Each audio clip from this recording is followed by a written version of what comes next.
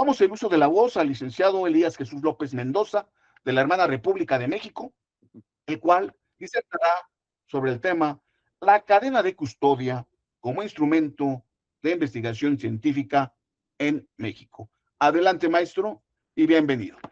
Muchísimas gracias, maestro. Gracias por la presentación. Me siento halagado realmente.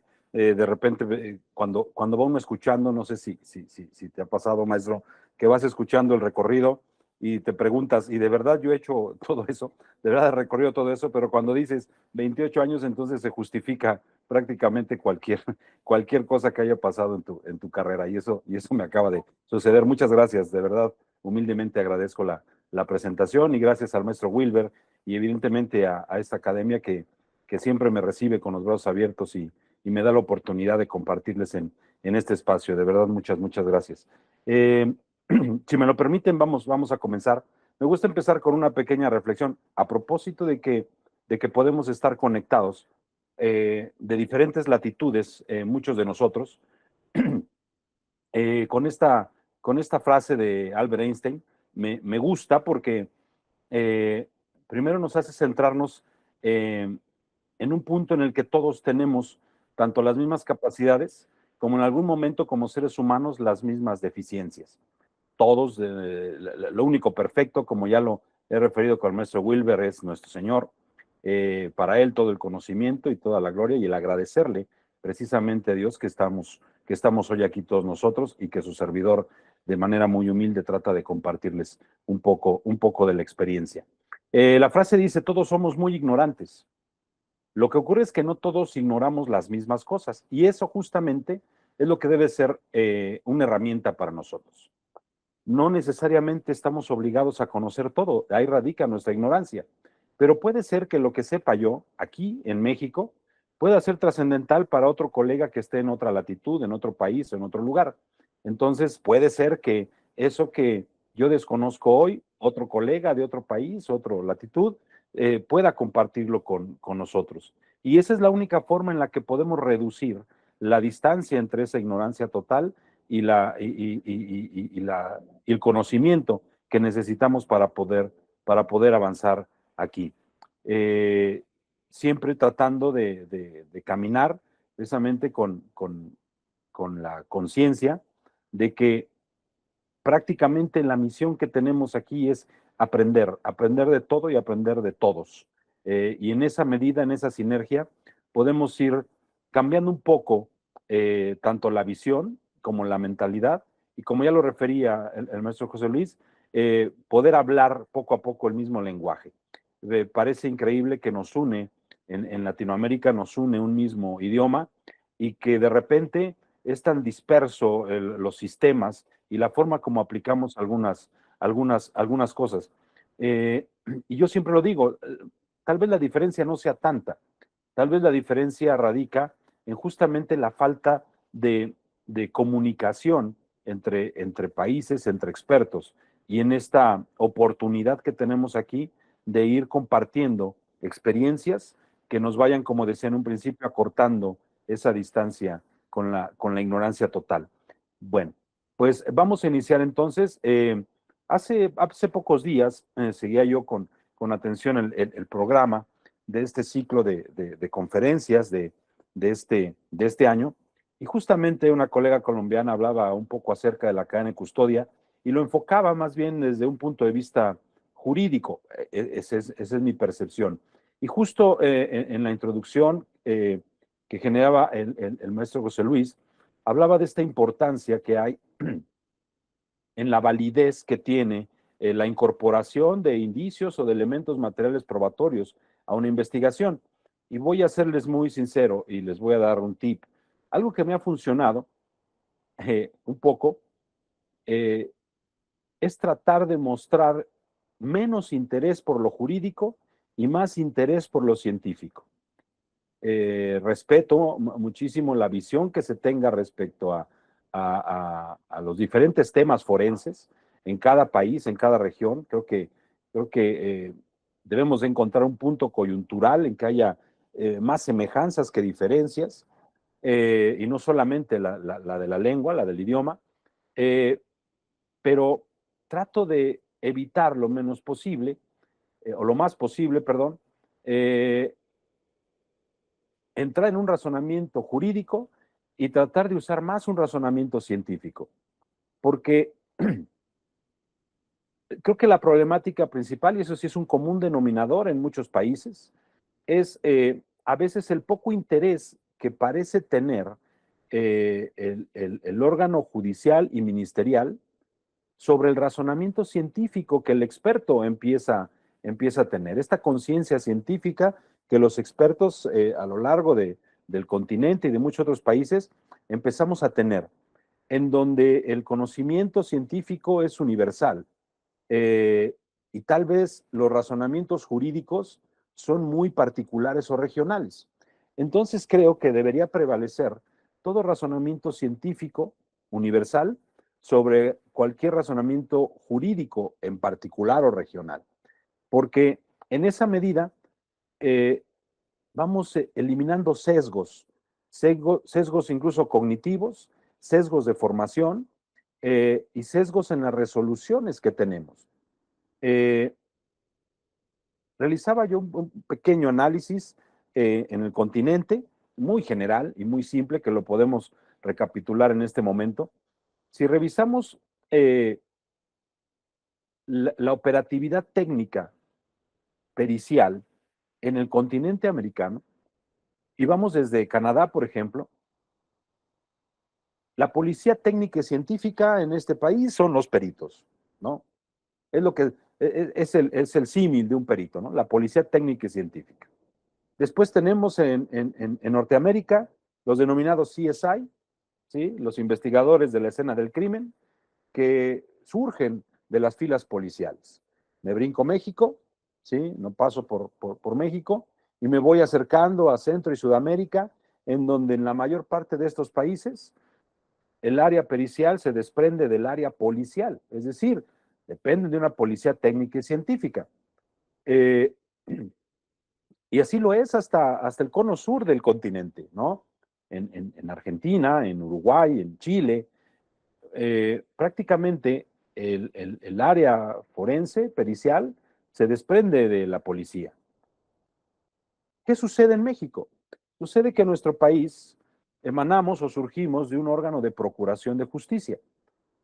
Insisto, es mi opinión muy personal y donde creo está un punto coyuntural para poder avanzar y evolucionar en esta homologación de criterios. Y donde podemos encontrar el encono respecto a las diferencias entre un país con otro. ¿Y por qué tal vez en Centro y Sudamérica puede haber un poco más de homogeneidad en el lenguaje, en la forma como se aplica la prueba forense? Y bueno, no es un juicio negativo, pero en México lo llevamos de una manera diferente, en donde al nosotros surgir de un órgano de procuración de justicia, formativamente nos forman como auxiliares de un órgano de procuración de justicia, de un órgano ministerial. Y en algunos casos, bueno, también al órgano judicial, cuando las facultades de este lo permiten. Sabemos que hoy en día en el sistema de justicia que llevamos, el juez se disminuye en sus facultades investigativas y las vierte únicamente en las partes, en los intervinientes, como es el Ministerio Público. De manera que se me forma para ser un auxiliar del Ministerio Público. El Ministerio Público depende de un órgano de procuración de justicia. Luego entonces, la obligación de un Ministerio Público es investigar para acusar. De la misma forma, todos sus auxiliares pareciera que tenemos que estar sobre la misma línea. Investigo para acusar. Y mi opinión es que cuando yo, cuando yo doy ese sesgo a mi trabajo, inconscientemente asumo una responsabilidad acusadora y me alejo de una responsabilidad investigativa. Por eso creo que los principios universales de las ciencias, ¿sí? Las técnicas, procedimientos, métodos, metodologías que emanan principalmente de las ciencias naturales, deberían de estar por encima de cualquier otro sesgo. Y si yo pienso, si yo razono un fenómeno, un problema planteado desde un punto de vista jurídico, empiezo a perder un poco la objetividad con el tema de investigación científica. Y ese es justamente el sentido por el que quiero llevar esta plática, dado que ya se ha tocado y entiendo en un par de semanas más se tocará un tema similar de cadena de custodia. Me parece genial que conozcamos la visión que tienen en cada región, en cada país, incluso cada experto, porque de eso se trata este tipo de reuniones, de pláticas. En la década de los 90, la Suprema Corte de Justicia de los Estados Unidos estableció ciertos criterios para que se acepten las pruebas científicas forenses. Dentro de estos criterios estaba justamente el hecho de que lo que voy a utilizar, lo que voy a aplicar, tenga ya un reconocimiento por una comunidad o por un grupo o un grupo colegiado de científicos que pueda validar lo que estoy haciendo, validarlo desde el punto de vista científico, no desde el punto de vista jurídico. Es ahí donde nos perdemos un poco. Y entonces, de la década de los 90 empiezan a surgir todos estos grupos científicos de trabajo que lo único que pretenden es homologar criterios, establecer normas y estándares sobre el trabajo forense y pericial, con la única finalidad de encontrar elementos fácticos demostrativos, no desde el punto de vista jurídico, sino desde el punto de vista científico. Y yo lo digo de esta manera: si dentro de esta sinergia científica algo le sirve a la autoridad ministerial o investigadora, estamos para servirle. Pero no tendría que volcarse esta necesidad jurídica de adecuar eh, o forzar la adecuación de una conducta típica a partir de una manipulación de los elementos materiales que tenemos. Es por eso que creo que no hay que dejar de pensar desde el punto de vista científico, aunque sabemos, estamos insertos en un procedimiento jurídico, ¿de acuerdo? De esta manera habría que desprender un par de conceptos, ¿no? Investigar, ¿sí? Que la definición más común proviene del latín in, que se refiere a en, e investigare, que significa hallar o indagar, ¿sí? Hallar o indagar en, seguir vestigios en. Y el uso más elemental del término investigar es en el sentido de averiguar o descubrir. De tal manera que en un proceso de investigación, el objetivo principal es justo indagar, descubrir, pero no tratamos de indagar o descubrir sin orden, sino que justamente lo que tratamos es de generar una forma estructurada y sistemática para llevar una investigación y en algún momento generar una estructura del razonamiento que me permita asimilar la información para llegar a la conclusión fáctica que requiero y que sea de mayor utilidad en el proceso. Y después la palabra investigación, que en el campo de la ciencia es justamente un procedimiento reflexivo, sistemático y controlado y crítico, que tiene por finalidad descubrir o interpretar hechos, fenómenos, leyes o relaciones de un determinado ámbito de la realidad. Tiene como fin principal la generación de un nuevo conocimiento a partir de la recopilación, estudio e interpretación de un conocimiento generado previamente o que se genera a partir de la observación mediante la utilización principalmente del método científico. Y es justo donde empieza el encono. Recién tuve participación en una audiencia de juicio en donde la defensa muy airada me cuestionaba y he de confesar que tal vez no fue llevada de la mejor manera la diligencia, porque se salió mucho del orden que se acostumbra, y eso depende mucho, obviamente, de la autoridad judicial. Los cuestionamientos subieron de tono, de manera que fui calificado como un charlatán en audiencia, toda vez que la pregunta de la defensa, muy específica hacia mi persona y hacia el trabajo desarrollado, era si yo había hecho ciencia con el estudio que había realizado. Si con lo que yo hice había hecho ciencia. Y la respuesta era no, porque yo con lo que hice no hice ciencia. La ciencia ya estaba hecha. Yo solo hice uso de las ciencias para guiar y coordinar una investigación científica, ¿sí?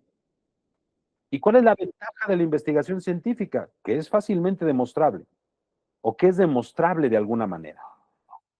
Entonces, porque existe también, principalmente en los estudiantes, en los prospectos a aspirantes al ámbito pericial, ¿sí? Ya sea oficial o particular, en donde esta vorágine del lenguaje científico nos empuja a hablar de las denominadas ciencias forenses y que a veces cuesta trabajo distinguir cuando realmente vamos a hacer ciencia o no.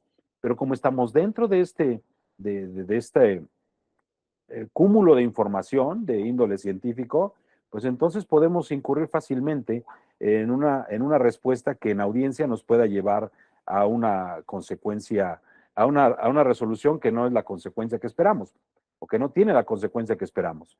De manera que la respuesta fue que yo ciencia, pero se hace uso de las ciencias para poder demostrar la correspondencia entre ciertos caracteres de índole biológico entre un elemento y otro y que precisamente en virtud de esas áreas científicas que demostraban que un gen,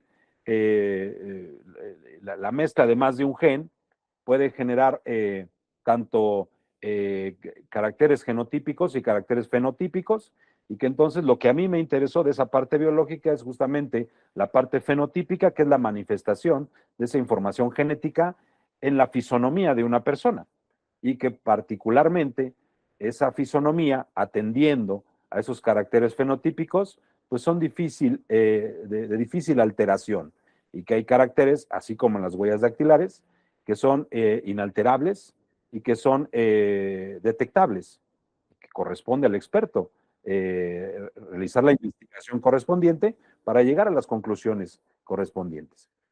De manera que nosotros, en lo particular, realizamos investigaciones científicas, porque estamos basados en las ciencias, ¿sí? Para poder demostrar lo que queremos demostrar. Y dirán, bueno, ¿y qué tiene que ver todo esto con la cadena de custodia?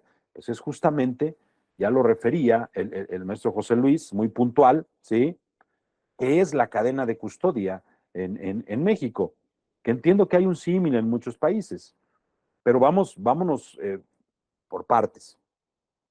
Entendamos por el método científico para poder distinguir entre una investigación y el método científico, que el método científico es el medio racional por el cual el investigador trata de dar una respuesta a un planteamiento del problema, ¿sí? Obedece a cuestiones referentes a un objeto, un hecho o un fenómeno de la naturaleza. El método científico no es más que la aplicación de la lógica a la realidad de los hechos observados. Entonces, el método científico es un camino, es un medio que me va a ayudar a resolver un problema planteado, ¿sí? En este contexto, tendríamos que ir incorporando en este bagaje del lenguaje diferentes conceptos y elementos, ¿sí? Si hablamos de una investigación científica, porque una investigación científica, rebobino un poco, ¿sí? En el campo de la ciencia es un procedimiento reflexivo y sistemático, ¿sí? Controlado y crítico. Fíjense bien, eh, el Código Penal, ¿sí? En cualquier país, no te habla propiamente de delitos cometidos, te habla singularmente de conductas típicas del delito, ¿sí? Pero no dice, Elías se llevó el teléfono, Elías es ladrón. No, no, no, no es así. El Código Penal dice, comete el delito de robo aquel que sin consentimiento del que tiene para otorgarlo se enajena un bien, ¿sí? Entonces ya tengo dos variables desde el punto de vista científico. Tengo el que no pidió consentimiento para enajenarse un bien, que es la variable A, y tengo la variable B, que es quien pudo haber dado el consentimiento conocimiento para proporcionar ese objeto. Entonces, cuando dice la hipótesis del delito, si A no le pidió permiso a B y se lo llevó, es robo. Pero ¿qué sucede si B le dijo, te presto mi celular, llévatelo y me lo traes después? Y A nunca regresó con el celular. Entonces B va a levantar una denuncia por robo. Y no necesariamente es así. Ahí es donde viene la recalificación del delito. Entonces no se convierte en un robo, se convierte solo en un abuso de confianza. Ah, bueno, aquí platicado suena bien. Pero ¿qué tengo entre A y B para demostrar el robo?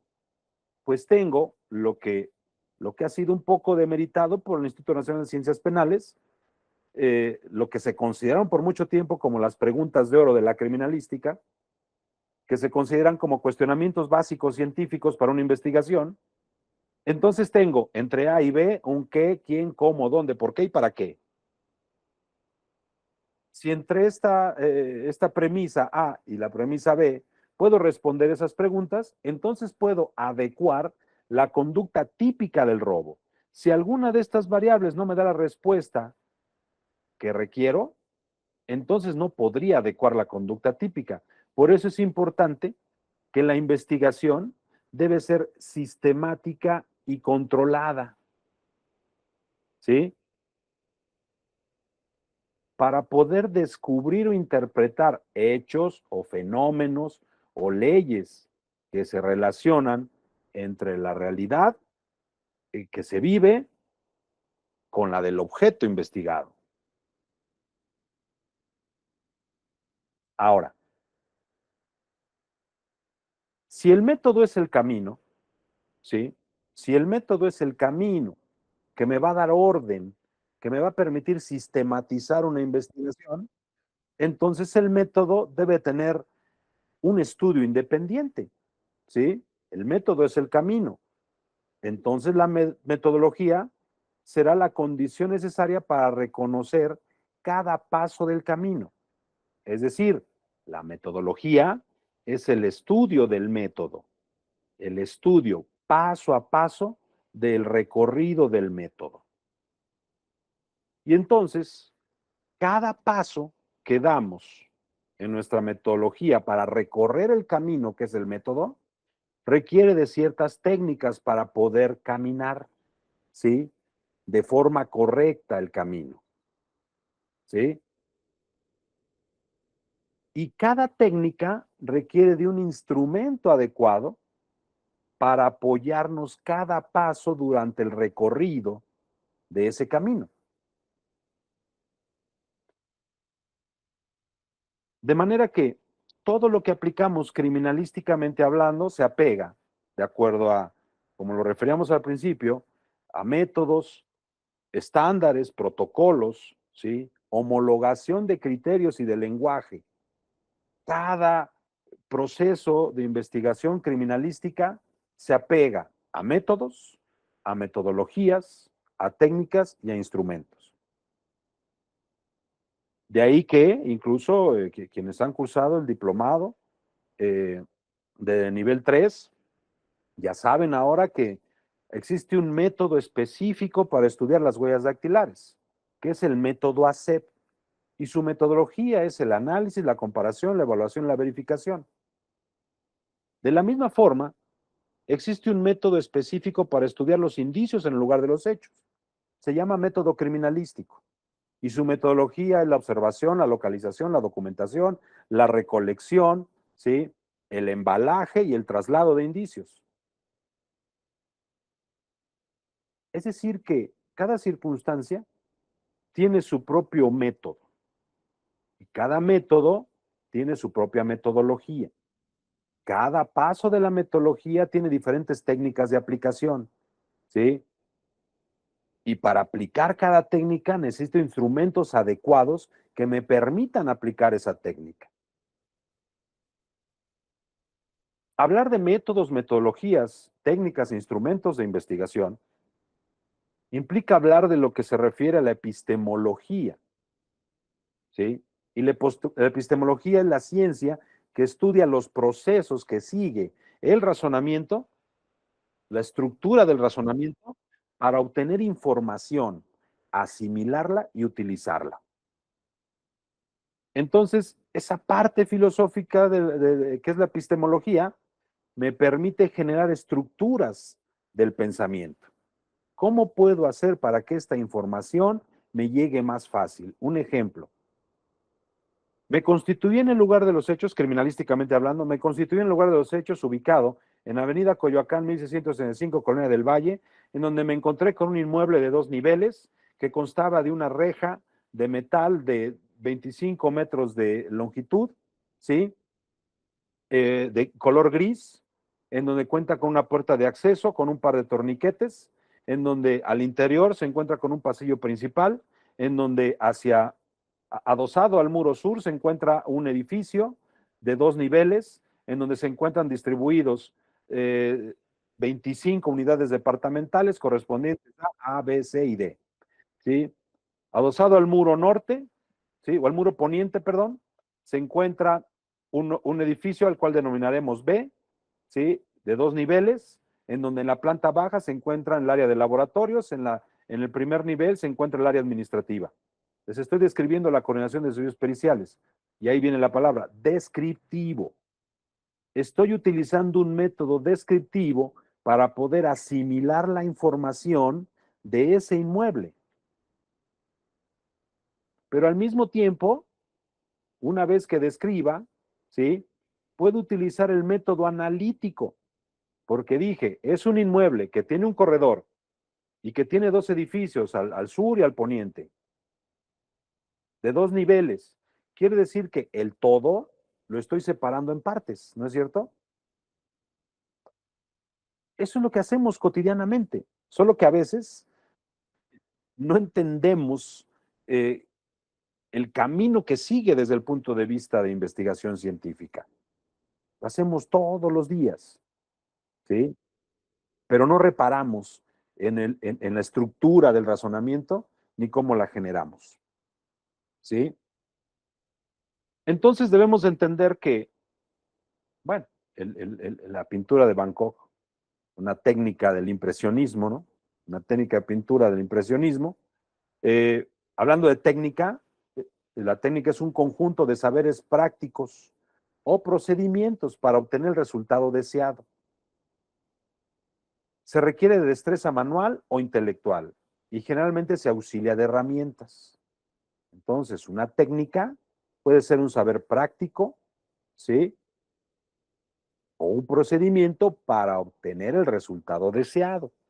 Si yo quiero recolectar un indicio de mejor manera, hay diferentes técnicas de recolección. Cada uno va acorde al indicio que vas a recolectar. No recolectas igual un elemento balístico que un elemento dactilar de tipo latente del lugar. No recolectas igual un elemento dactilar de tipo latente que un elemento biológico del lugar. No recolectas igual un indicio físico del lugar que un indicio químico, por ejemplo. Cada indicio, ¿sí? Va requiriendo de técnicas diferentes y cada técnica requiere de instrumentos diferentes, ¿sí? Entonces, en términos generales, si hablamos de técnicas de investigación, ¿sí? Las técnicas de investigación son un conjunto de herramientas, de procedimientos e instrumentos utilizados para obtener información y conocimiento. Se utilizan de acuerdo a los protocolos establecidos en cada metodología determinada. Y aquí recuerdo una de las preguntas que leí ahí rápidamente en el chat, me distraje un poco porque vi entrar la pregunta respecto a si seguimos apegándonos a los criterios del Acuerdo 09 del 2015 y a la Guía Nacional de Cadena de Custodia. Es que no es que nos apeguemos, es que atienden a un requerimiento de estandarizar un procedimiento con la única finalidad de que tenga una validez mayor lo que estamos haciendo, ¿sí? En 1923, en los Estados Unidos, en un caso donde se trataba de que un sujeto dijera la verdad, se le conectó un nuevo aparato, que es el ancestro del polígrafo, para poder detectar las reacciones del cuerpo ante un cuestionamiento y poder demostrar que un sujeto que en la entrevista previa habría reconocido haber matado a un médico cuando lo quiso robar, eh, saber si decía la verdad. La realidad es que el sujeto se retractó de haber reconocido ese hecho porque por lo que estaba siendo juzgado era por un robo diferente, pero el investigador trató de demostrar la controversia y lo conecta a este aparato. Lo único que dijo la Suprema Corte es, a ver, ¿cuántas veces has aplicado este resultado? Y de las veces que lo has aplicado, ¿cuál ha sido ese resultado? ¿Cuántas veces has obtenido el resultado que esperas y cuántas veces no? Y de cada vez que has obtenido el resultado que esperas o que no esperas, ¿has detectado las variables que te han llevado a ese resultado? Es decir, ¿conoces tu margen de error probable? Y si es así, ¿qué protocolos estandarizan el procedimiento que estás aplicando? Para que cada vez que lo apliquemos tratemos de eliminar el sesgo y el margen de error y esto sea una verdadera demostración fáctica, científica de lo que estás aplicando. Entonces, puede ser que se hayan derogado algunos preceptos legales, sin embargo, hay protocolos de carácter científico, como es un concepto sencillo de una técnica de investigación, para poder entender la importancia del manejo adecuado de los indicios y de que nunca dejas de investigar un indicio a pesar de que fue recolectado el lugar. ¿Y eso cómo puede ser? Ahorita lo vamos a referir. Una vez que entiendo que es una técnica de investigación, puedo hacer una clasificación muy sencilla. Técnicas de investigación de campo. Estas favorecen la observación directa del objeto de estudio en su elemento o en su contexto original, que es el lugar. ¿Sí? Cuando tú vas al lugar, ahí evalúas directamente el indicio. ¿Sí? Lo observas directamente el lugar, la disposición que tiene en el lugar, los elementos que se encuentran adyacentes a este en el lugar, son factores importantes en la investigación de campo. Pero prevalece una máxima. No importa lo que veas, lo que huelas, lo que percibas del lugar, si no lo documentaste. Entonces hay una parte importante de la técnica de investigación de campo que también se refiere a la documentación de los elementos que se encuentran en el lugar. ¿Sí? La única problemática es que estando en el lugar, ¿sí? Hay que aplicar otro grupo de técnicas, de herramientas, que me permitan extraer de mejor manera ese elemento, porque eso es información que me voy a llevar. ¿Sí? Después tenemos las técnicas de investigación experimental. Ok, recolecté del lugar de la investigación indicios, los llevo a un laboratorio, ¿sí? Ese tránsito de lugar al laboratorio pueden pasar muchísimas cosas.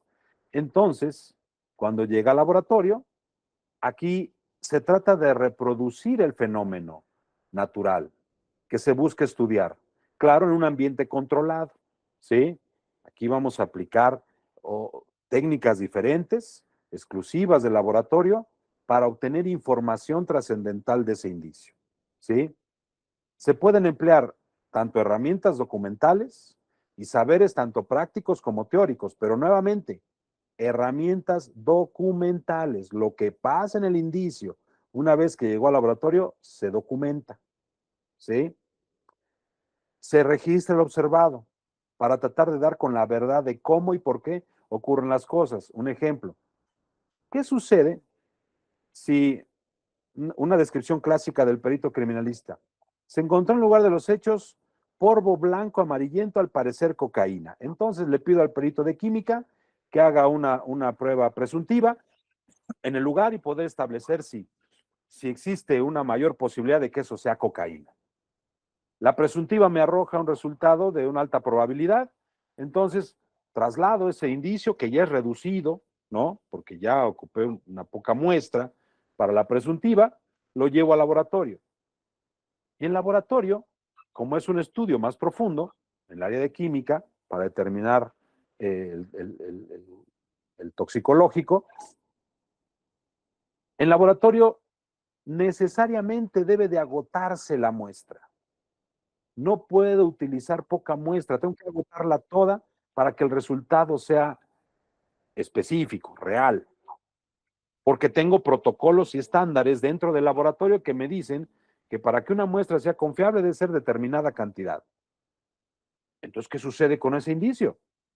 Nunca dejé de investigar, porque puedo documentar el hecho de que la muestra se extinguió con el estudio. Y lo puedo documentar tanto en el dictamen como en otra herramienta de documentación. Y creo que ya más o menos van entendiendo por dónde va el tema. Después tenemos técnicas de investigación documental, ¿sí? La técnica de investigación es genérica, pero tenemos una clasificación: campo, ¿sí? Experimental y documental, ¿sí? La técnica de investigación documental recopila información acudiendo a fuentes previas, como investigaciones ajenas, libros, información en soportes diversos, y emplea instrumentos definidos según dichas fuentes, añadiendo así conocimiento a lo ya existente sobre un tema de investigación. Es lo que ocurre en una investigación histórica, en lo que cuando acudimos a textos de la época, ¿no? Bueno, en este caso no nos remontamos a textos tan antiguos, solo nos remontamos a un documento que acompaña al indicio desde su descubrimiento en el lugar o aportación o localización, ¿sí? Hasta que es llevado a un laboratorio. Y entonces, esa técnica de investigación documental me permitió generar un documento donde vertí todo lo que ha venido pasando con el indicio.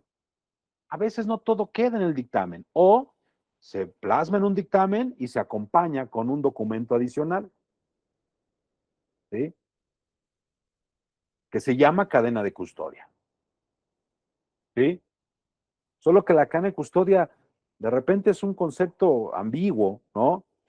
Eh, no sé cuándo es solo la cadena o cuándo es una hoja de registro solamente, o qué es la cadena de custodia, ¿no? Bueno, no hay que perder de vista. El objetivo principal de la cadena de custodia, ¿sí? En cualquier parte del mundo, garantizar la mismidad y autenticidad de los indicios. Definición de la Guía Nacional, por cierto, ¿sí? En donde el hecho de que un documento se derogue o se suprima, recordemos que siempre los transitorios de una nueva ley dicen: se deroga tal documento siempre y cuando no sea contradictorio. Entonces habría que ver los transitorios de los nuevos documentos, ¿no? Habría que revisarlos. Se deroga solo lo que se opone. Lo que es complementario todavía tiene cierta validez. Entonces dice la Guía Nacional de Cadena de Custodia que el objetivo de la cadena de custodia es garantizar la mismidad y autenticidad del indicio, ¿sí? O de los elementos materiales probatorios, mediante actividades de control y elaboración de registros que demuestren la continuidad y trazabilidad de la cadena de custodia con el fin de incorporarlos como medio de prueba en el proceso penal. Entonces, este es justamente este objetivo, vincula la parte científica con la parte jurídica, ¿sí? Porque técnicamente, ¿sí? Operativamente necesito de protocolos, de estándares, de procedimientos, ¿sí? Que me permitan garantizar la misma de indicio. Olvídense que haya sido en la Guía Nacional. Científicamente, cualquier científico en cualquier laboratorio te va a medir la validez de tu resultado respecto a la autenticidad del elemento que se le proporcionó, ¿sí? Y para poder garantizar la autenticidad, entonces hay que hablar de mismidad.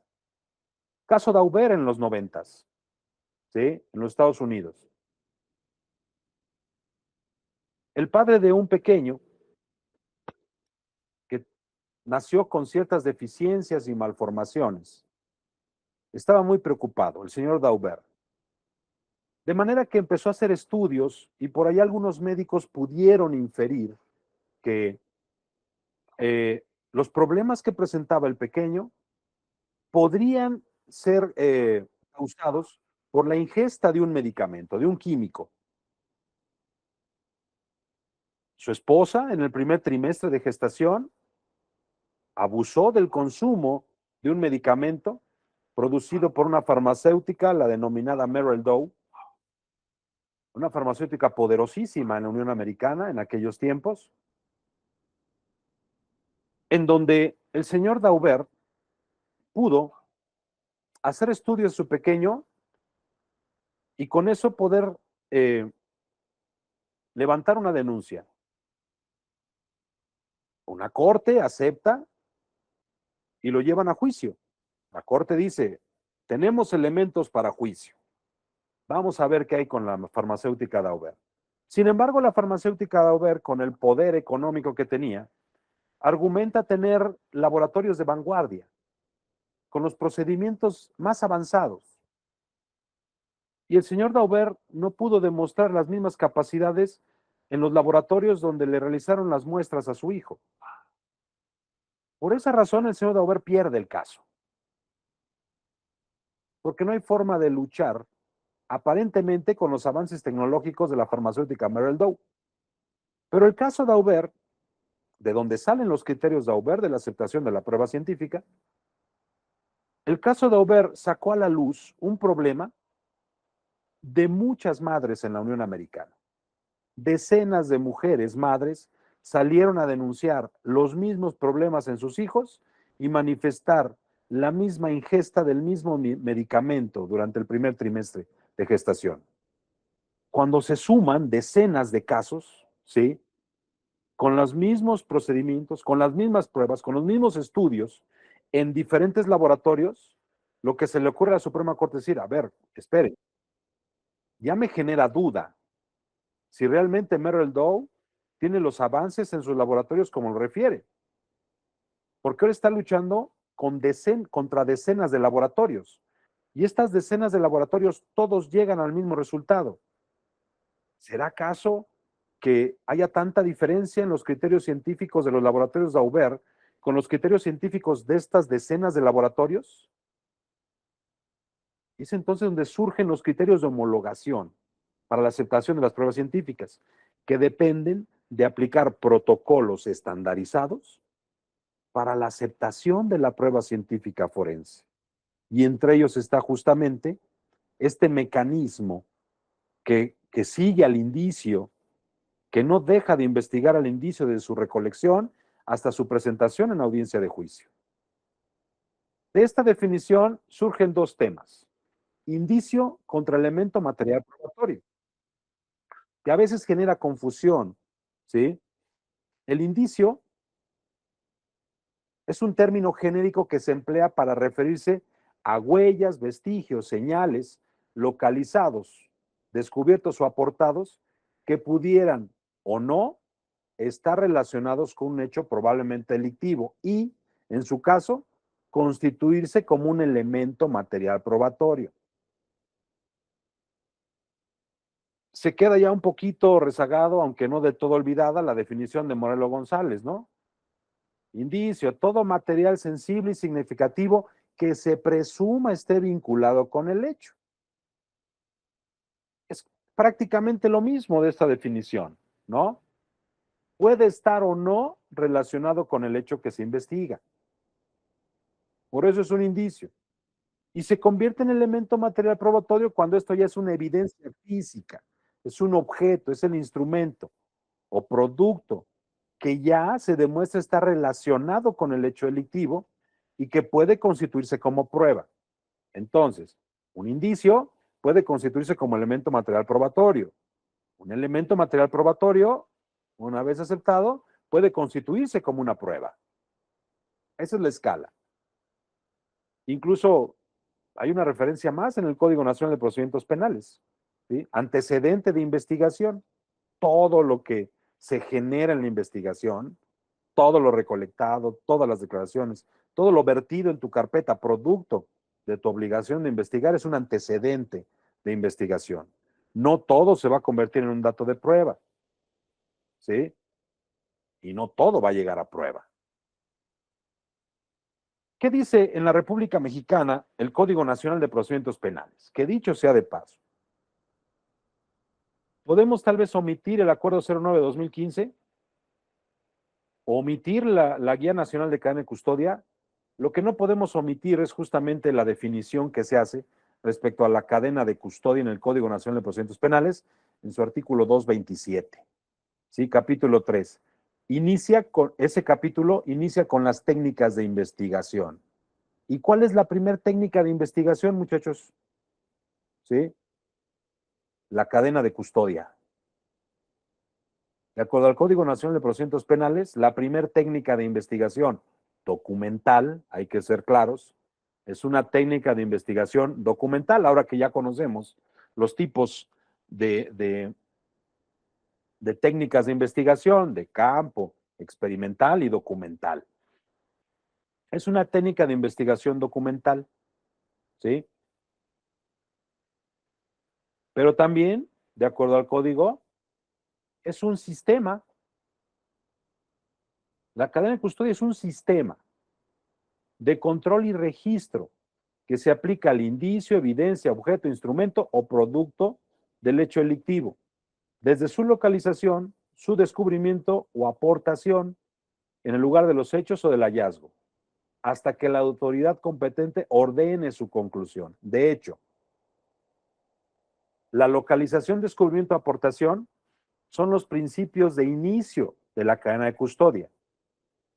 ¿En qué casos inicias cadena de custodia? ¿Cuando localizas? ¿Cuando descubres?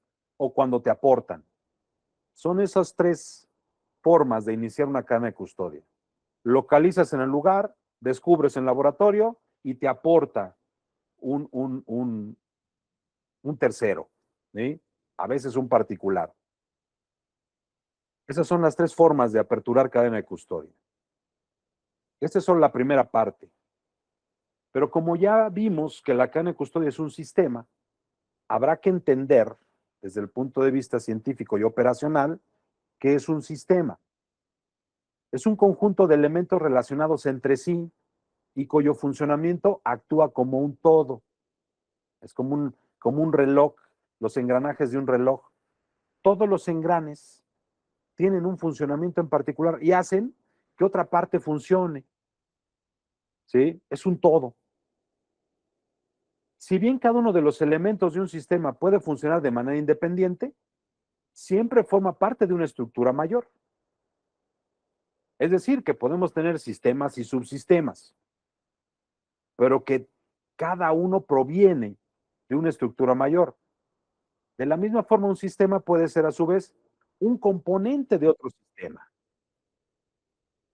Es decir, que nuestro sistema de cadena custodia es parte de todo un componente de investigación de un delito o de un hecho que se presume como delito o un hecho constitutivo de delito. ¿Sí? Entonces, digamos que son sistemas aislados, pero que tienen como fin el todo. ¿Sí? Mario Bunge propone que todo lo que existe en un sistema o un componente de un sistema es componente de un sistema más complejo. Todo lo que existe en un sistema puede ser componente de otro sistema más complejo. Y dice, híjole, ¿y entonces esto cómo va funcionando? Vamos a entender las características de los sistemas. Si la cadena de custodia la concebimos como un sistema de control y registro, entonces, ¿qué características tiene un sistema? Todos los sistemas, cualquier sistema que ustedes se imaginen, tiene un objetivo, tiene una característica en que todos tienen un objetivo. Cada uno de los componentes del sistema o de los elementos del sistema contribuyen al logro de un objetivo o de un propósito. ¿Cuál es el objetivo de la cadena de custodia? ¿Recuerdan? Garantizar la mismidad y autenticidad del indicio. Ese es el objetivo de este sistema de cadena de custodia. Todos los componentes de este sistema contribuyen a garantizar la mismidad y la autenticidad del indicio.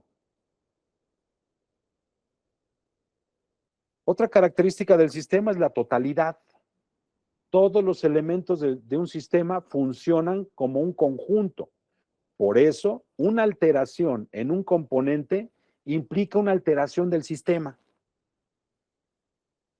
Si me equivoqué recolectando el indicio en el lugar, eso puede alterar todo el sistema.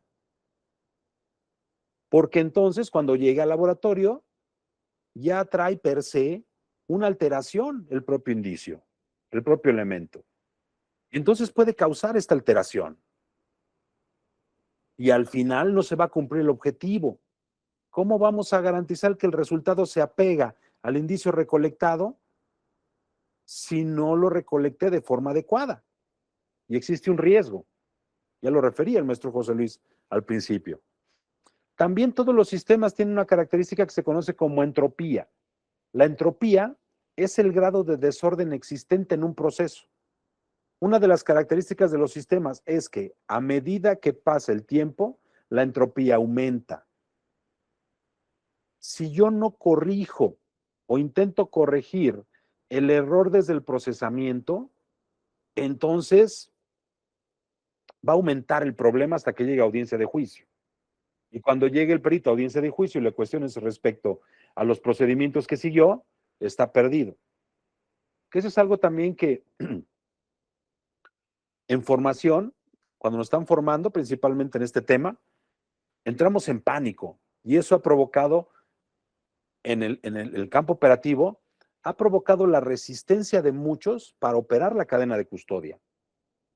Porque nos han educado diciéndonos, si te equivocas, te van a llamar a audiencia de juicio. Ay, es que si me equivoco, entonces estoy fallando a la totalidad del proceso. Y entonces estoy provocando una entropía. Y entonces si no digo nada y me quedo callado, ese problema va a crecer y cuando me llamen a audiencia de juicio, me van a meter a la cárcel porque fallé. Y yo siempre les digo, no se estresen, porque todos los sistemas, todos, además de estas tres características de entropía, tienen una más importante, que se llama homeostasia. Los sistemas tienen esta característica de la homeostasia, que consiste en la capacidad que tienen los componentes del sistema para autorregularse ante los cambios externos. No por nada, el Código Nacional de Procedimientos Penales contempla un artículo que refiere, y aunque el indicio se pierda o se altere, no pierde valor probatorio, justamente por la homeostasia del sistema.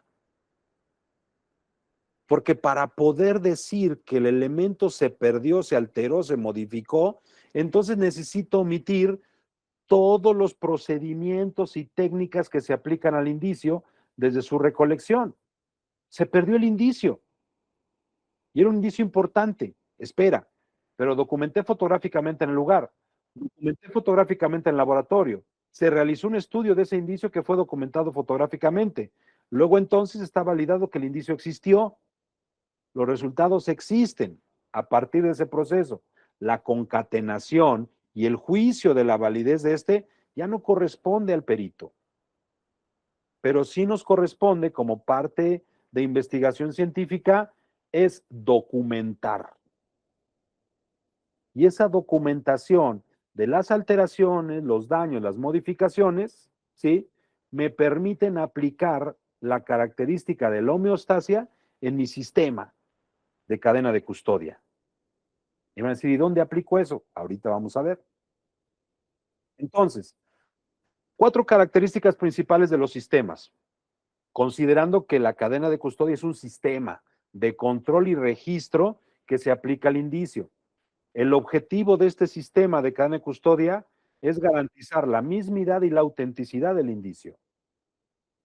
Entonces, las 4 características son objetivo, que ya lo dije, totalidad, ¿sí? todos los elementos de un sistema funcionan en conjunto.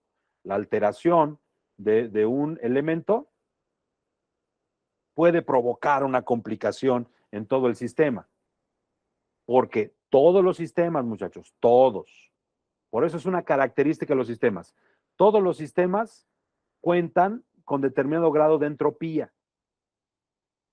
Por eso dicen las comunidades científicas, ¿conoces tus márgenes de error? ¿Cuántas veces aplicas cadena de custodia?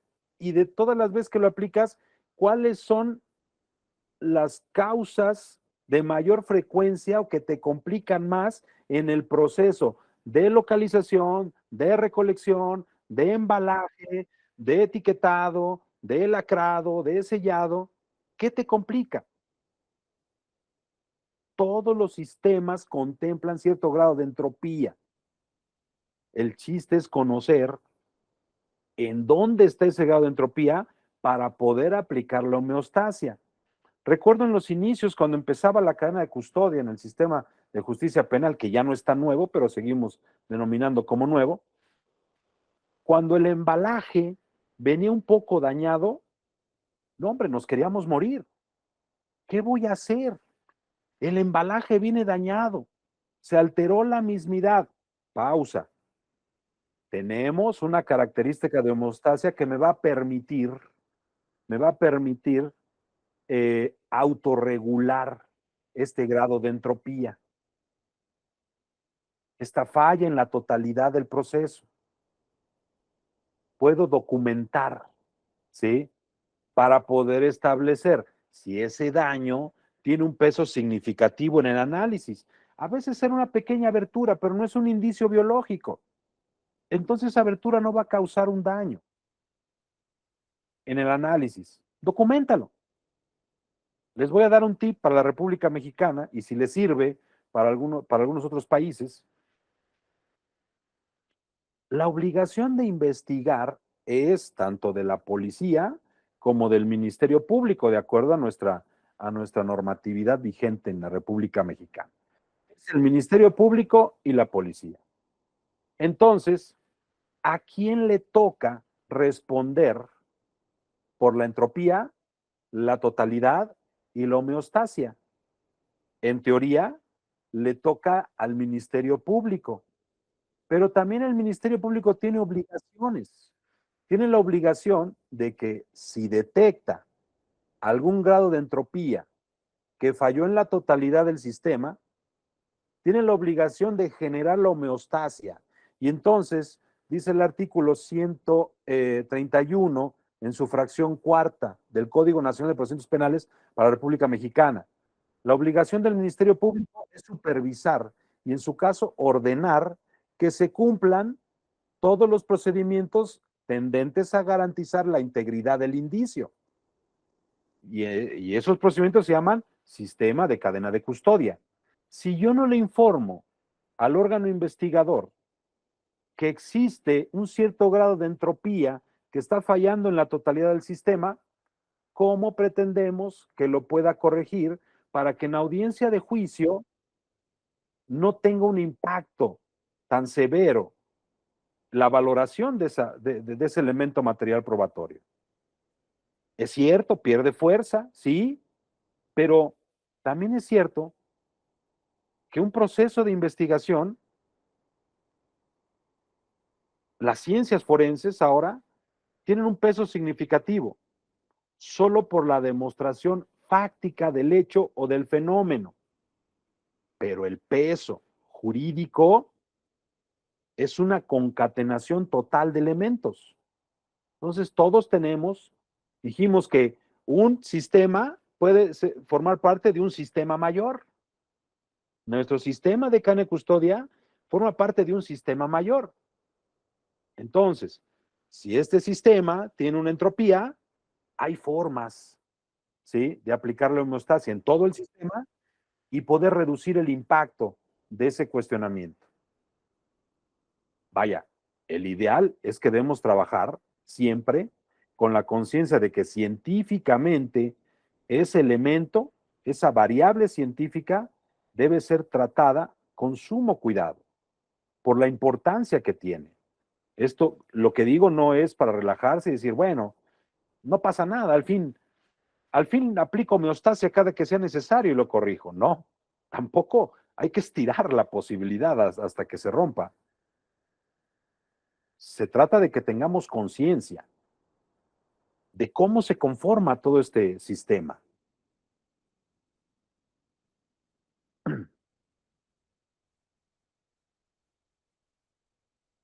Ahí está, muchachos. En la República Mexicana, nuestro formato de cadena de custodia, ¿sí? Es algo parecido a esto. Este es el rubro 7, que nos habla de la continuidad y la trazabilidad, ¿sí? Ahí está esa parte. Observaciones. Esa es nuestra homeostasia en nuestro formato de cadena de custodia. Es decir, que cada que encuentre una irregularidad, ¿sí? Entonces requiero aplicar una observación. Primero, como marcaba la guía, le pregunto primero al sujeto si ya se percató del problema que tiene. Y si él me dice, sí, pero así venía, así lo tomé, bueno, es que entonces ahora yo estoy obligado a referir que te pregunté y referiste no saber. Porque entonces a mí no me toca responder, ¿sí? Por la entropía de este caso. Te toca responder a ti y yo notifico al MP para que tú tengas que generar los mecanismos conducentes para generar la homeostasia a ese problema, para regular el sistema, ¿sí? Vamos con la segunda parte del artículo 227, ¿sí? Ya sabemos que es un sistema. La cadena de custodia es una técnica de investigación documental y la definición es que este es un sistema de control y registro que aplicamos a un indicio, evidencia, objeto, instrumento, producto del delito, ¿sí? Desde su localización, descubrimiento o aportación en el lugar de los hechos o hasta que autoridad competente ordene su conclusión. Y aquí también tenemos un conflicto para el caso de bodegas de indicios o áreas de resguardo. No necesariamente el juez es una autoridad competente para ordenar la conclusión de un indicio. Por eso les dije, una investigación genera n número de antecedentes de investigación. No todos van a trascender a dato de prueba. Y no todos van a trascender a pruebas. Medio y prueba. Entonces habrá antecedentes de investigación que se vayan quedando en el lugar. De manera que las áreas de resguardo tendrían que ser áreas autosustentables que puedan ir regenerando sus propios espacios, como regulando la salida de todos aquellos antecedentes de investigación que no tuvieron trascendencia a dato de prueba. Y eso evita los hacinamientos en las áreas de resguardo, y el hacinamiento también provoca que no se cumplan los protocolos necesarios para la conservación de los elementos materiales probatorios y entonces exista una entropía en el área de resguardo, en la fase de resguardo. ¿Sí? Bueno, ¿cuál es el fin de la cadena de custodia según el Código Nacional de Procedimientos Penales? ¿Sí? Corroborar, ¿sí? Los elementos materiales probatorios y la evidencia física.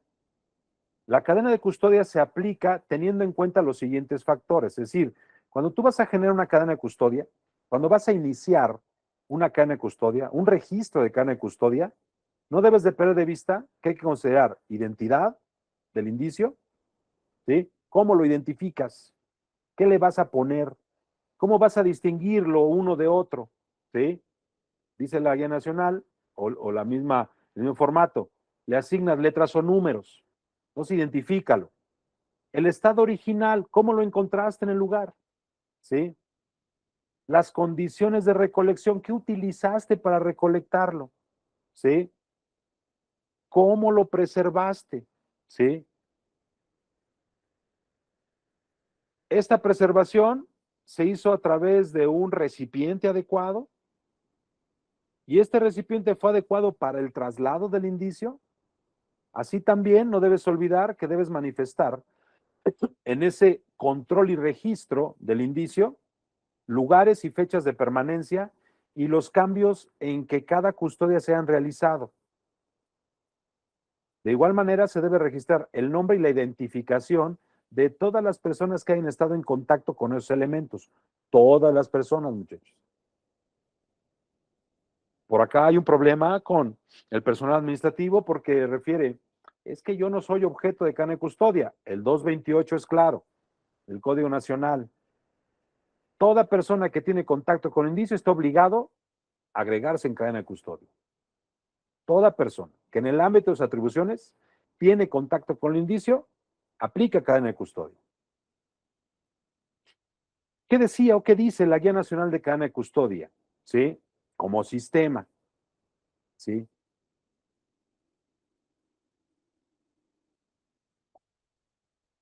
La cadena de custodia, el sistema de cadena de custodia es un proceso de corte transversal, es decir, la investigación es lineal y entonces la cadena de custodia corta esa línea de investigación de forma transversal, ¿sí?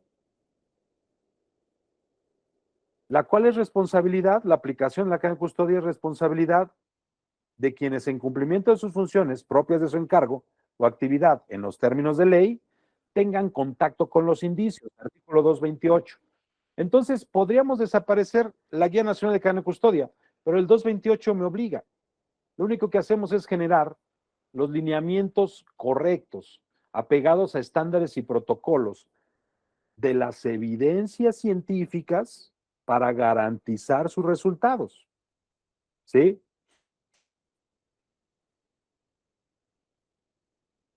El inicio debe ser desde localización, descubrimiento, aportación, hasta que la autoridad competente ordene conclusión. El sistema de cadena de custodia se compone de las siguientes etapas: procesamiento, traslado, análisis, almacenamiento en bodega de indicios o en áreas de resguardo o lugar destinado para ello, y la presentación en audiencia de juicio. En cualquier país son las mismas fases de la cadena de custodia. No sé si se dan cuenta, pero la cadena de custodia, que nos hablan jurídicamente la trascendencia, la importancia, el manejo, pero la cadena de custodia no es solo un concepto, ¿sí? No es solo una normatividad desde el punto de vista jurídico, es una obligación desde el punto de vista científico, porque es una técnica de investigación. Entonces, la cadena de custodia no es solamente una formalidad jurídica, sino es una obligación científica. El procedimiento penal inicia con la noticia criminal, ¿no es cierto? Y termina con la presentación en la audiencia de juicio. Inmediatamente después de la noticia criminal, cuando se valida esta noticia, tenemos un procesamiento, fase 1 del sistema de cadena de custodia. Procesamiento en el lugar de los hechos o de investigación. Después tenemos el traslado de indicios. ¿A dónde? A las áreas de análisis. En las áreas de análisis se remiten a los lugares de resguardo. Y del área de resguardo, de los elementos materiales probatorios, se presentan a audiencia de juicio. Por eso dice la Guía Nacional que el sistema de cadena de custodia es un sistema de corte transversal a la investigación del hecho. La investigación es lineal y el sistema de cadena de custodia corta transversalmente la investigación en cada fase. 5 fases es la del sistema de cadena de custodia. Y entonces, atendiendo a todo esto que sabemos ahora de un sistema, ¿sí? El objetivo es que llegue a audiencia de juicio garantizando la mismidad y la autenticidad del indicio que inició en el procesamiento. ¿Sí?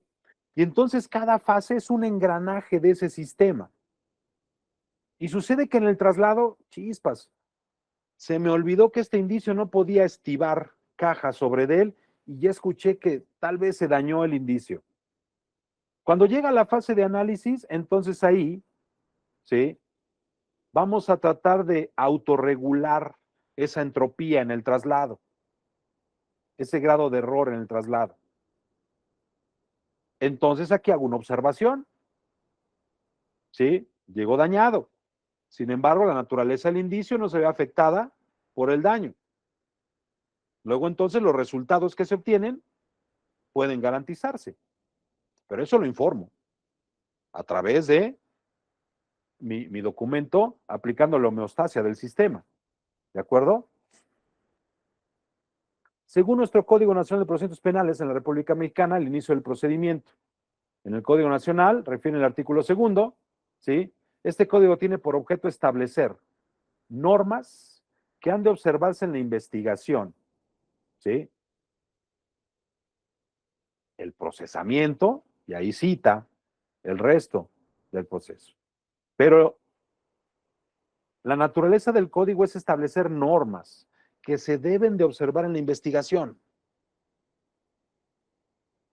Solo que estoy de acuerdo, tal vez el código, desde el punto de vista técnico-científico, sea limitado, pero por eso es que tengo ahora instituciones que generan estándares, ¿sí? Certificaciones, ¿sí? Validaciones de procedimientos que se aplican internamente para cada laboratorio científico.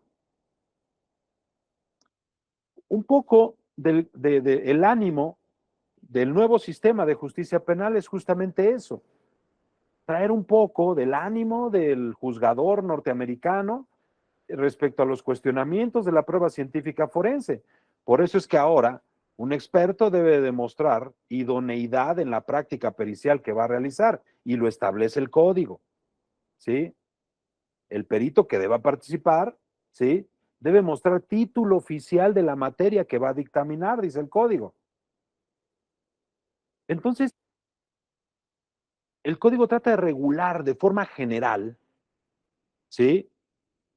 Las reglas y normas que deben aplicarse en la investigación.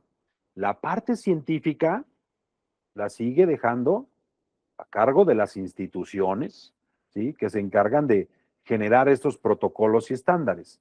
Entonces, sí, creo que la Guía Nacional, y coincido con quien hizo el comentario, la Guía Nacional fue una puerta de entrada a todo este razonamiento científico del manejo y elementos materiales probatorios, pero que, como su nombre lo dijo de origen, es un índice, es una guía, ¿sí? Muchas de las dependencias tomaron lo que mejor se adecuó de esa guía a sus procedimientos internos. Lo único que no estaba permitido es omitir elementos de la guía e incorporar elementos que no estuvieran contemplados en la guía. La guía es un documento de buenas prácticas, así como lo generó en su momento las UIFAS para hablar de huellas dactilares, así como lo está haciendo la OSAC para hablar ahora de análisis de crestas de fricción, así como lo hizo el NIS, el Instituto Nacional de Estándares y Tecnología en los Estados Unidos, así como lo está haciendo el Grupo Científico de Trabajo acerca de identificación facial, así como estos grupos científicos están generando normas, ¿sí? Estándares, protocolos estandarizados, guías de buenas prácticas, es como podemos adoptar con base en la implementación y refutación, si es el caso, de criterios por grupos científicos de trabajo, ¿sí? El artículo 211 nos habla de las etapas del procedimiento penal. La primera etapa es la investigación y comprende ciertas fases: la investigación inicial y la investigación complementaria. La investigación inicial comienza con la presentación de la audiencia, la querella u otro requisito equivalente, y concluye cuando el imputado queda a disposición de un juez de control para que se formule la imputación. Ahí está la inicial. La complementaria, ya una vez con juez de control, se formula la imputación y se agota la investigación complementaria cuando se haya cerrado la investigación. Y esto es cuando el juez establece un tiempo de cierre de la investigación. Entonces, ¿cuál es la fecha de caducidad de la cadena de custodia, muchachos? En la investigación inicial y complementaria todavía no. Todavía trasciende a la etapa de juicio, ¿sí? Incluso la intermedia y la de ejecución de sanciones. Cuando ya hay una sentencia, en tanto, la cadena de custodia del sistema prevalece. Ahora, si estoy hablando de que la cadena de custodia es una técnica de investigación documental, ¿sí? Entonces vamos a entender qué métodos y técnicas son más utilizados dentro del sistema de cadena de custodia, ¿sí? El método criminalístico en la fase de procesamiento, ¿sí? Ahí voy a localizar, ¿sí? Documentar, recolectar, ¿sí? Perdón, identificar, recolectar, embalar, etiquetar y trasladar. Ahí está el método criminalístico. Es el primero de los métodos que utilizo en la fase de procesamiento. También utilizo el método inductivo, ¿sí? La dispersión, en el caso de una dinámica hemática, ¿sí? Nos puede decir mucho, pero para esto utilizo métodos inductivos o deductivos, ¿no? Si veo un orificio con esa dispersión, ¿sí? Deduzco que existe una alta probabilidad que sea por disparo de arma de fuego, deduzco. Métodos comparativos, métodos estadísticos. El cronotanato diagnóstico, muchachos, es estadístico al 100%. La probabilidad de frecuencia de que dos dactilogramas se repitan en dos personas diferentes entra también en un método probabilístico. Método sintético. Si analizo cada parte del todo, después sintetizo, evalúo. El método analítico. El todo lo separo en partes. Ese gran cubo en pequeños cubitos. Estos son los métodos, ¿sí? Más utilizados. Técnicas y herramientas, muchachos. Dentro del método criminalístico existe una técnica de preservación del lugar, pero también existen técnicas de preservación de los indicios. Recuerden que una de las actuaciones del primer respondiente es la priorización de indicios. Cuando existe el peligro de que estos puedan perderse o alterarse, el primer respondiente tiene la obligación de preservar el indicio. Entonces hay técnicas de preservación, ¿sí? Pero también existen técnicas de localización, técnicas de búsqueda, técnicas y herramientas de búsqueda, técnicas y herramientas de recolección, técnicas y herramientas de protección y conservación, técnicas de documentación. Y ahí tenemos una hoja básica de cadena de custodia y una cámara fotográfica. ¿Qué quiere decir? Que un instrumento de documentación, ¿sí? Puede ser la cadena de custodia, el registro de cadena de custodia y un instrumento de documentación y conservación puede ser la fotografía. Que esta es una de las razones por las cuales en nuestra legislación en la República Mexicana, en el Código Nacional de Procedimientos Penales, establece que aunque el indicio se pierda o se altere, no pierde valor probatorio. Insisto, esto no es para echar las campanas al vuelo, es para que entiendas, ¿sí?, la importancia de tu documentación escrita y tu documentación fotográfica. Ahora, recordando nuevamente las fases del sistema de cadena de custodia: procesamiento, traslado, análisis, resguardo y presentación a audiencia de juicio. El sistema es un sistema de corte transverso a la investigación. Cada corte transverso del sistema de cadena de custodia, hacemos uso de un instrumento de la técnica de investigación documental llamada cadena de custodia. Se llama RCC o registro de cadena de custodia, ¿sí? Cada que se corta transversalmente la investigación por el sistema de cadena de custodia, hago uso de un instrumento llamado registro de cadena de custodia. Y entonces tal vez ahora me entiendan cómo un indicio jamás dejas de investigar desde su recolección hasta su conclusión. Jamás dejaste de investigar. No te puedes permitir dejar de investigar y de documentar lo que sucede en la investigación de ese indicio. Porque es nuestra obligación, desde el punto de vista científico, garantizar a través de este instrumento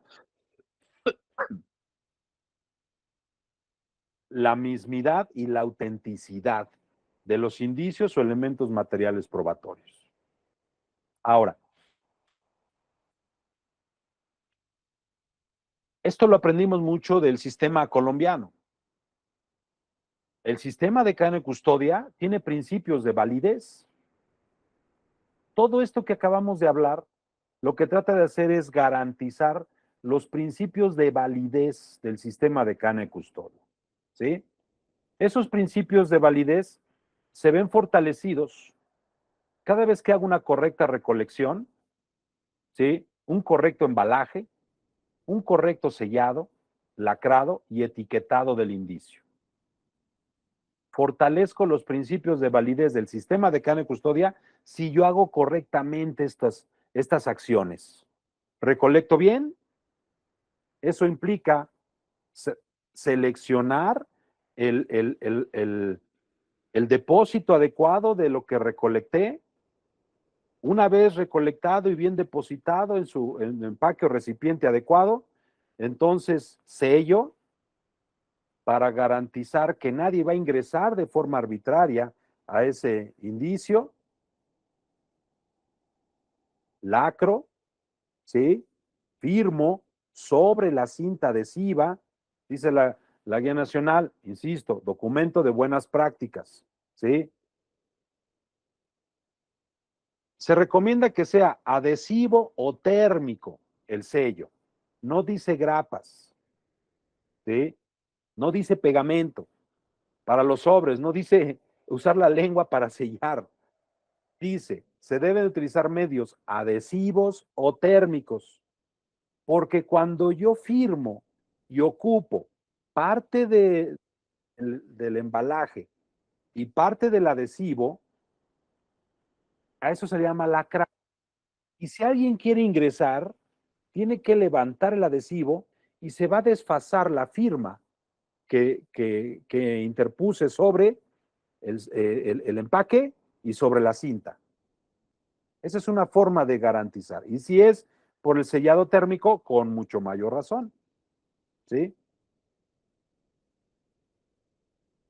Dice nuestro registro, nuestro instrumento de documentación, llamado registro de cadena de custodia, respecto a la identidad, que es un principio de validez del sistema de cadena de custodia. La identidad es uno de los primeros principios de validez. ¿Sí? La identidad es la descripción completa y detallada y objetiva de las características, condiciones específicas de los elementos materiales probatorios hallados, recolectados y embalados, donde se registre su estado físico.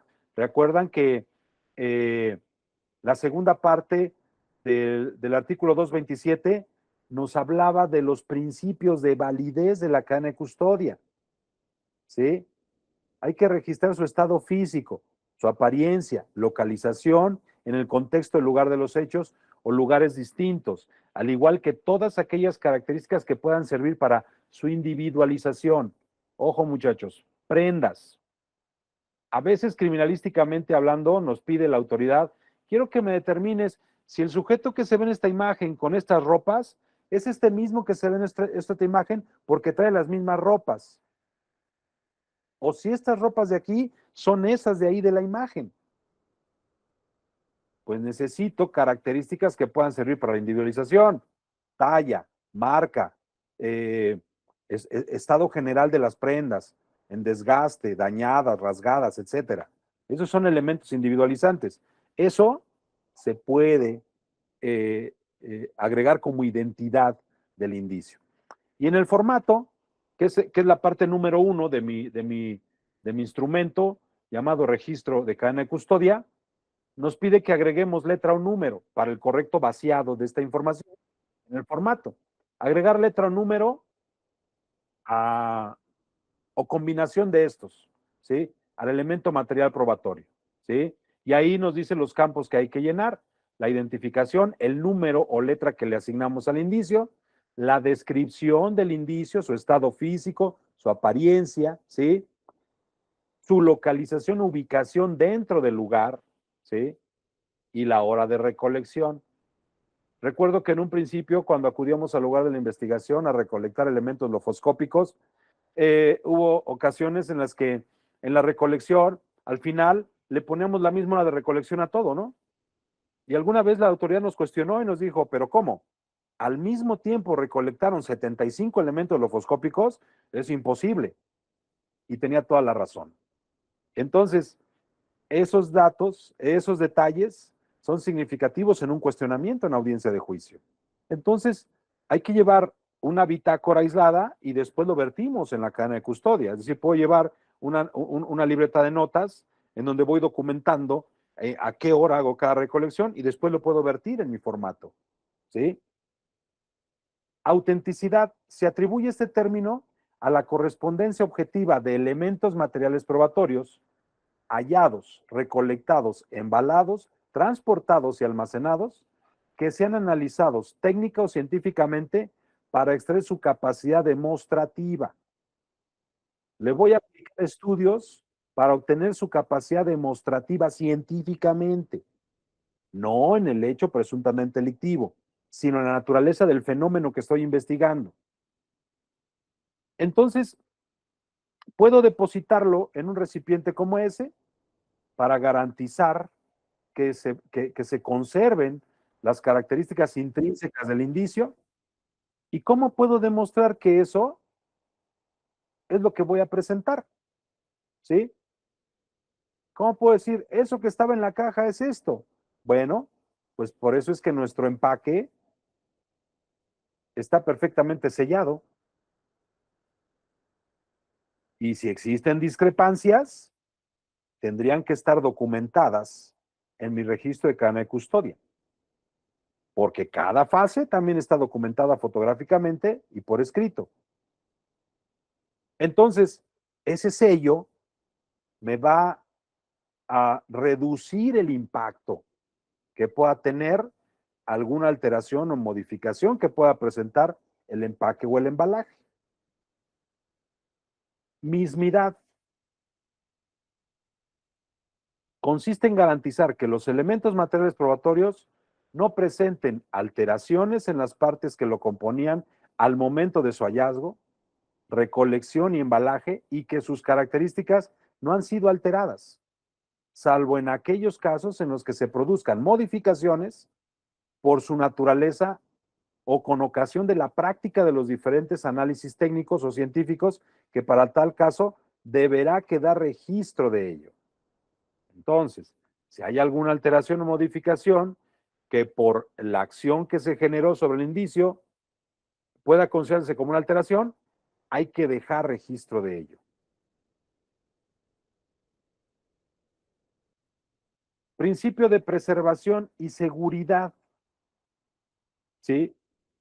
Para garantizar este principio hay que aplicar diferentes técnicas para garantizar el menor impacto de contaminación o destrucción de la capacidad demostrativa de los elementos materiales probatorios, así como minimizar el margen de riesgo, ya sea por parte del funcionario o particular que entre en contacto durante cualquiera de las etapas del sistema de cadena de custodia. Y entonces, por eso dice, aplicar diferentes técnicas, ¿sí?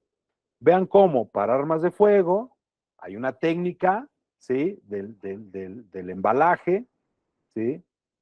Del depósito en ese recipiente, donde hay que garantizar la inmovilización del elemento para que no se pierdan en el traslado y en la fricción algunos elementos y eso incremente el impacto de contaminación o destrucción de la capacidad demostrativa de lo que hay en ese elemento material probatorio. El caso de guantes en recipientes diferentes. Vean el caso de contenedores para envases, ¿sí? Algunos otros instrumentos para cuando son objetos frágiles, para reducir la fricción o el impacto que pueda tener la superficie sobre de este. Para el caso de biológicos o elementos pilosos, que se va a realizar un estudio patológico, hay instrumentos adecuados para cada técnica de recolección y de embalaje. ¿Sí? Por eso es importante entender esa estructura, métodos, metodologías, técnicas e instrumentos. Porque entonces yo podría decirles, muchachos, en esta cantidad de información, podría preguntarles, ¿por dónde se puede caer una investigación? ¿Por dónde es más fácil que se caiga la investigación o un dictamen pericial, por ejemplo? ¿Sí? ¿Por su método aplicado? ¿Por la metodología desarrollada? ¿Sí? ¿Por la técnica utilizada o por los instrumentos utilizados para aplicar la técnica? ¿Por cuál de estos 4 factores es más fácil que se pueda caer tu dictamen? Por cualquiera de los 4. ¿Sí? Por cualquiera de los 4. Se puede caer incluso hasta por el instrumento. Recuerden el caso de balística. La importancia del rayado en un elemento balístico, en un proyectil, es importante porque te habla de la huella dactilar del arma. Y si tú no utilizas el instrumento adecuado, que son pinzas con punta de goma, para evitar un rayado voluntario o involuntario, ¿sí? Entonces puedes generar un daño sobre un rayado adicional sobre ese proyectil, lo cual va a ampliar el margen de duda respecto al resultado que puedas emitir. Y ni siquiera necesitan llegar a tu dictamen, solo con la revisión de la secuencia fotográfica de la recolección. Por eso es importante saber que todo esto es un proceso eslabonado. Este sistema, este engranaje, está perfectamente eslabonado. Si alguno flaquea, necesitamos tener conciencia de dónde está el posible error para entonces autorregular el sistema. Principio de continuidad, principio de validez de la cadena de custodia. Se refiere al registro de forma cronológica e ininterrumpida en la custodia de elementos materiales probatorios hallados y recolectados y embalados en lugar de los hechos. Registro de forma cronológica e ininterrumpida. Fecha y hora de cada entrega y recepción en las diferentes fases del sistema. ¿Sí? Cronológico. ¿Sí? No puedo brincar fechas, tienen que ser fechas consecutivas, cronológicas e ininterrumpidas, claro. Van a decir, pero Elías, a veces hay entre un proceso y otro, entre una fase y otra, hay hasta 2 meses de diferencia. Eso ya no es ininterrumpido. Creo que sí.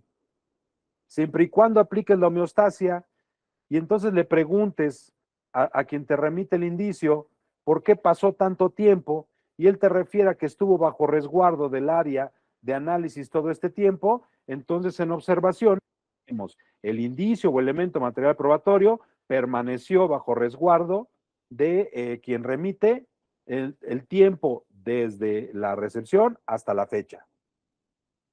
Y listo. Se hizo de forma ininterrumpida, no se dejó un hueco, se subsanó esa posible alteración. Trazo y trazabilidad, que a veces lo confundimos, ¿sí? Trazo y trazabilidad. El trazo son los puntos en los que el elemento material probatorio se detiene, ya sea para ser resguardado o analizado o presentado a audiencia de juicio. Eso es el trazo.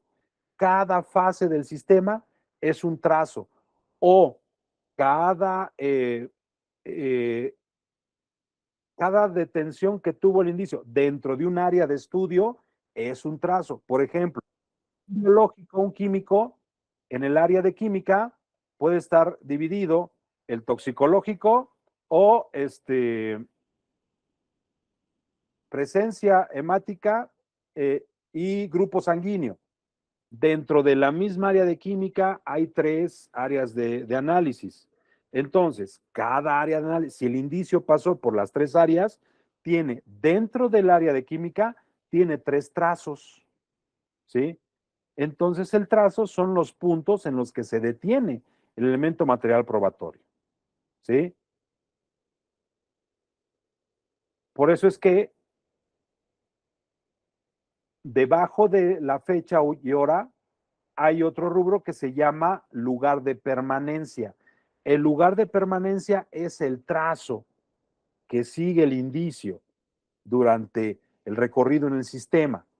Y la trazabilidad es el registro de cada uno de los funcionarios que en el ámbito de sus atribuciones, ¿sí? Y en su ubicación respecto al trazo que sigue el elemento material probatorio, tiene contacto con este. Entonces, comúnmente se comete un error cuando empiezo a generar la trazabilidad.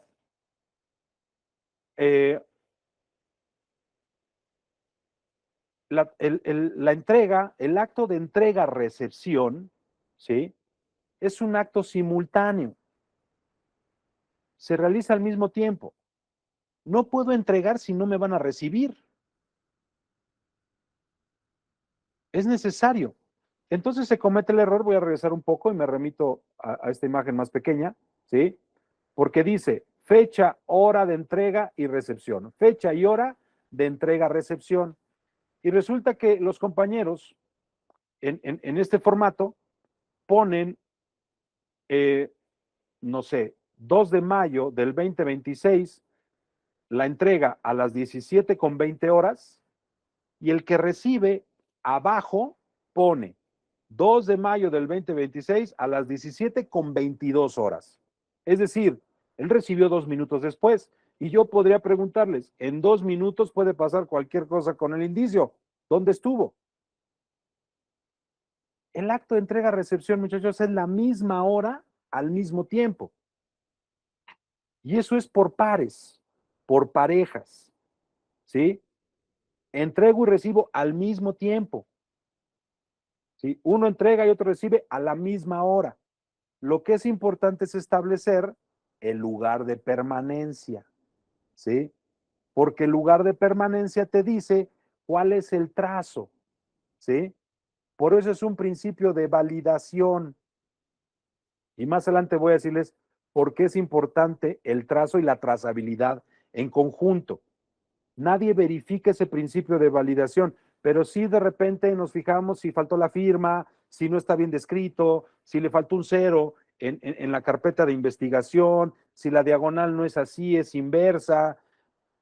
Son formalidades que no atienden a lo técnico ni a lo científico.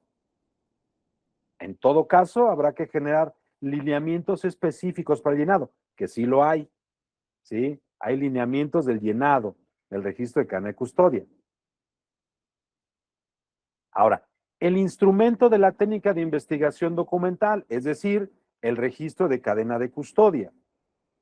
Este documento, registro de cadena de custodia, es en el que se registran los indicios o elementos materiales probatorios y las personas que intervienen desde su localización, su descubrimiento o aportación, hasta que autoridad competente ordene su conclusión. ¿De acuerdo? Es decir, no faltamos aún al sistema de cadena de custodia desde el origen hasta el fin.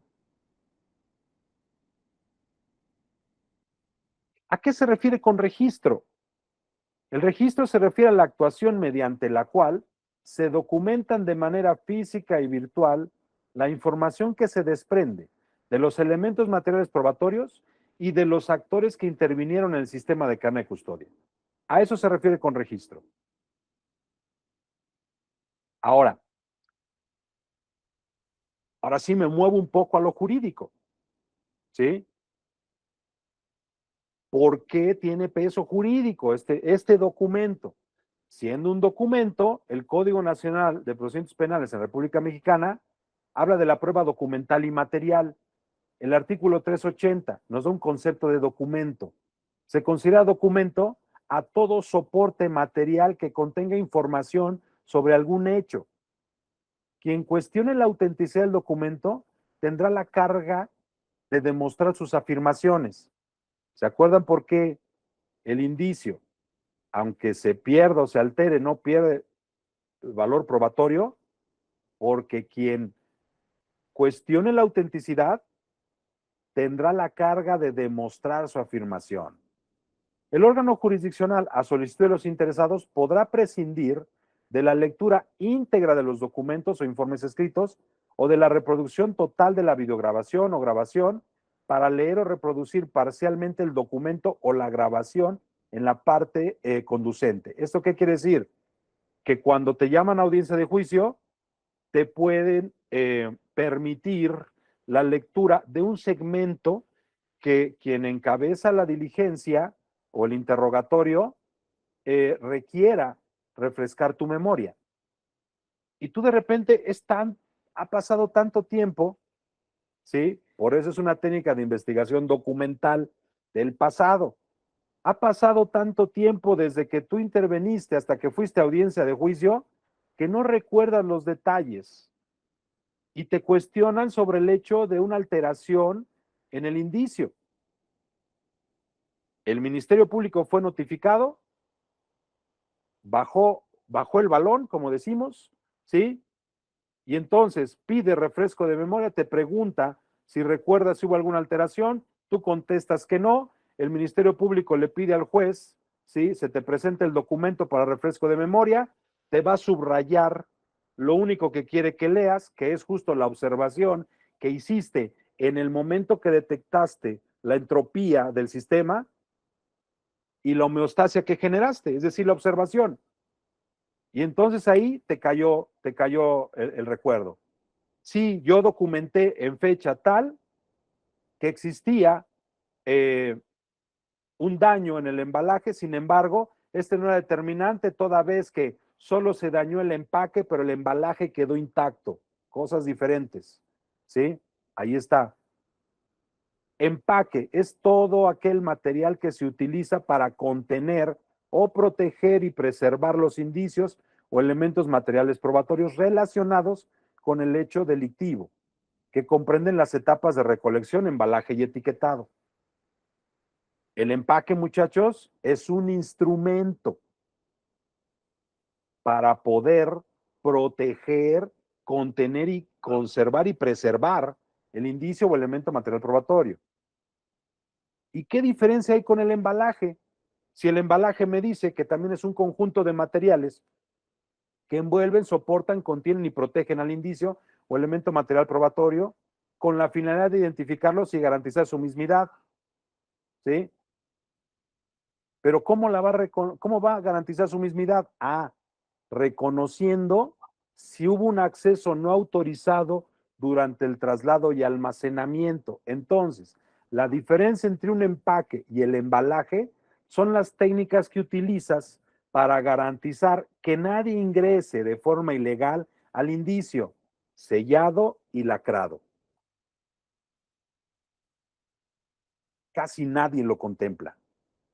El embalaje constituye un refuerzo del empaque y en algunos casos podrá fungir como empaque del indicio o elemento material probatorio.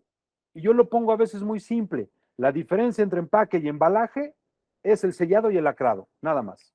Porque el mismo empaque puede ser embalaje antes de que lo selles y lo lacres, ¿sí? Y lo etiquetes. ¿De acuerdo? Ahí está. La diferencia entre el empaque es ahí, es el recipiente, el contenedor que lo va a proteger, y el embalaje es cuando le puse un sello para garantizar que nadie ingrese. Por eso las grapas no sirven, porque las grapas las puedo retirar con cuidado. Incluso he visto casos que hasta la misma grapa la introducen en los mismos orificios de la que retiraron y la vuelven a doblar y parece que no pasó nada. Hay todavía algunos cuidadosos que dicen pongo grapa y además le pongo una cinta adhesiva. Ah, bueno, es un medio adhesivo, pero ya fortaleciendo el otro. Aunque es recomendable solo el sellado adhesivo o térmico. ¿Para qué sirve el empaque y el embalaje entonces? ¿Sí? Estos me van a permitir validar principios, ¿sí? De mismidad, autenticidad, ¿sí? Del indicio. ¿Cómo? El empaque previene contaminación, pérdida y deterioro. Un correcto empaque previene pérdida, contaminación o deterioro. Recordemos que lo que hay dentro es un elemento que va a ser susceptible de análisis y vamos a obtener de él su capacidad demostrativa. Entonces tengo que garantizar desde el punto de vista científico que esa variable no esté contaminada, no se, no se deteriore, porque de eso van a depender mis resultados, independientemente si va a tener un impacto jurídico. Científicamente, los protocolos, los estándares me dicen que mientras pueda controlar en mayor medida el margen de error, mis resultados son más confiables. Entonces, para que esto suceda, el empaque debe ser apropiado. Luego, entonces, debe de existir para identificar ese embalaje un correcto etiquetado y una correcta identificación. Y esa etiqueta se adhiere al embalaje. ¿Sí? Error. Pego etiqueta, meto mi indicio y después lleno la etiqueta. Error. Yo no sé si la presión que ejerza va a dañar lo que está dentro. Primero lleno etiqueta y después adhiero etiqueta. La etiqueta se llena por separado y después se adhiere al embalaje, porque esto puede dañar y ampliar el impacto de error que pueda tener el resultado del indicio. Videos, por ejemplo, en dispositivos de almacenamiento como CDs. Llenamos la etiqueta sobre el CD y después cuando queremos leer el contenido que está ahí, no se puede porque ya se dañó. Primero lleno etiqueta y después adhiero al embalaje. Ya casi para terminar, muchachos, estos son los resultados de una mala selección en el empaque y en los elementos que garanticen o que fortalezcan el principio de seguridad del indicio. ¿Sí? Obviamente el embalaje, el empaque no fue la selección adecuada, tampoco utilicé elementos que garanticen la no alteración o deterioro del indicio, y eso es lo que puede pasar. Además, que el registro de cadena de custodia te permite observaciones sobre el traslado del indicio. Insisto nuevamente, sigue siendo un instrumento de investigación documental, donde puedes incluso referir sugerencias en el traslado, si requiere o no refrigeración. Sellado y lacrado. Consiste en cerrar el embalaje empleando medios adhesivos o térmicos, que dejen rastros visibles cuando sea abierto indebidamente o sin autorización. Yo hago la recomendación que cuando vas a sellar, ¿sí? Procures que el adhesivo cubra perfectamente el área de ingreso, que no quede muy en la orilla, porque puede suceder que desde esa parte se pueda abrir y solo se ponga una cinta adhesiva por encima y se cubre el problema. Entonces, ¿cómo fortalezco este sellado? A través del lacrado. De hecho, la palabra lacrar viene un poco más atrás de la Edad Media. El lacre era una sustancia muy parecida a la cera, donde los grandes reyes, ¿no? Los caballeros, para mandar sus misivas, ponían una gota de lacre para cerrar la carta y tenían un anillo que regularmente era el sello, era el emblema del caballero o de la familia real. Y después lo ponían sobre el lacre y eso provocaba un sello aparentemente inviolable con el sello, con la marca de la familia o emblemático del caballero quien lacraba la misiva. De ahí lo extraemos y el lacrado consiste en firmar sobre el sello con la finalidad de dejar constancia si el embalaje es violentado sin justificación o sin autorización. Ahora, ¿cómo validamos los principios de mismidad y autenticidad gracias al sellado y lacrado? Todo mundo revisa la continuidad y la trazabilidad, pero nadie verifica los principios de validez. Porque si se recolectó el indicio, este es el sellado y lacrado original. Vamos a suponer que son elementos lofoscópicos. Lo llevé al laboratorio para que sea procesado. Dice el manual de buenas prácticas llamado Guía Nacional de Cadena de Custodia que el indicio se abre por lado diferente, ¿sí? Al original. Se extrae el indicio, se documenta fotográficamente la extracción de preferencia para dejar constancia de cómo se encontraban los indicios al momento de retirarlos del embalaje. Y una vez que concluyó el procedimiento, ingreso nuevamente el indicio y entonces sello el lado por donde extraje y lacro. Mi recomendación es fecha, firma y especialidad aplicada. Si fue lofoscopía, ponemos Elías López, la fecha y el área de intervención que fue el departamento de lofoscopía. ¿Cómo hago valer ese principio en mi registro de cadena de custodia? Porque en mi trazo y trazabilidad debe estar el nombre y la firma de Elías López en la fecha que refirió en el embalaje fue abierto y el área o el procesamiento que realizó. Esa es una forma de validar el principio del sistema o del registro de cadena de custodia, perdón. Pero casi nadie lo genera. Todo el mundo se va al trazo y trazabilidad y nadie verifica todas las veces que fue aperturado el indicio. Resulta que el indicio solo pasó por lofoscopía y en la apertura del embalaje tengo abierto por 3 lados y no hay ninguna observación al respecto. ¿Cómo genera la homeostasia de esa entropía en el sistema? ¿De acuerdo? Entonces, hay que tratar de conservar siempre el sello original intacto. Y me dicen, Elías, ¿qué pasa si el estudio, solo tengo 4 lados de ese embalaje? ¿Qué pasa si al indicio se le generaron 5 estudios? No te preocupes. Conservas el embalaje original y haces un segundo embalaje y un retiquetado en donde se refieren observaciones que el embalaje original se encuentra dentro. ¿Sí? Embalaje primario y embalaje secundario, que puede llegar a suceder. ¿De acuerdo? Estos son ejemplos de cómo el el sellado no es adecuado.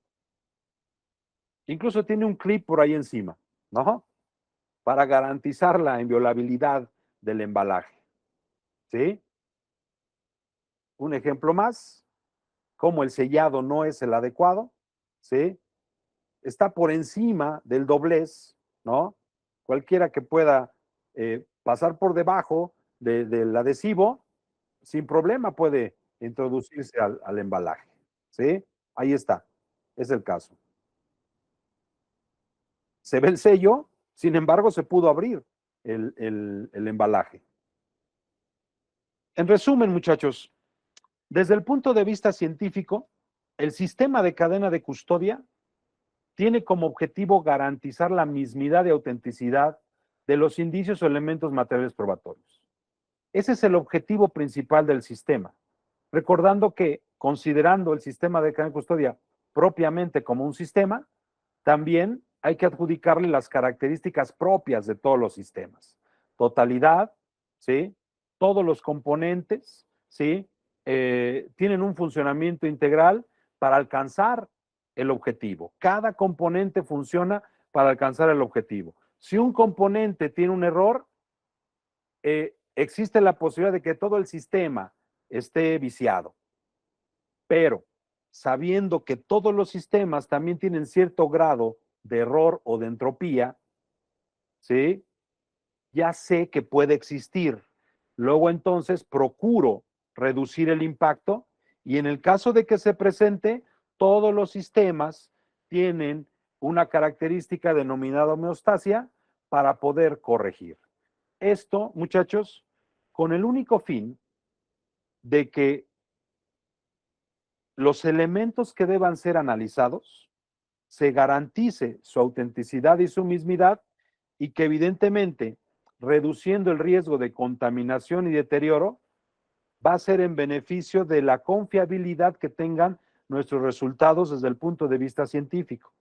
Insisto, me retraigo un poco de la parte jurídica, sí es importante entender que nos movemos en este ciclo, pero más importante entender que de nuestra correcta práctica en el manejo de los indicios depende la confiabilidad de nuestros resultados. Y desde un punto de vista de gestión de calidad, ¿sí? El usuario, ¿sí? El usuario, que es quien requiere de nuestros servicios, requiere de un trabajo de calidad para que cuando tenga que llevarlo, ¿sí?